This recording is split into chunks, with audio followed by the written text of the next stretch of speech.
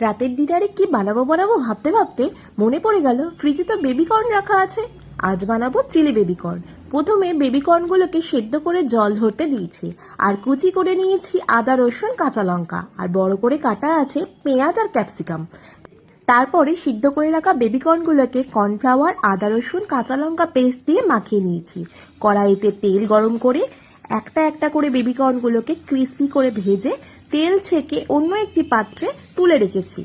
আর ওই তেলেই কুচি করে রাখা রসুন আদা ভেজে নিয়েছি। তারপর দিয়ে দিয়েছি বড় করে কেটে রাখা পেঁয়াজ ও ক্যাপসিকাম টুকরোগুলো। হালকা সতে করে নিয়ে dark soya sauce, tomato sauce, chilli sauce আর শেজওয়ান সস দিয়ে টস করে নিয়ে ভেজে রাখা বেবিকর্নগুলোকে দিয়ে দিয়েছি। আর গ্রেভির জন্য একটু কর্নফ্লাওয়ার জলে গুলে দিয়ে ধনেপাতা আর শেষে গোলমরিচ গুঁড়ো ছড়িয়ে নামিয়ে নিয়েছি।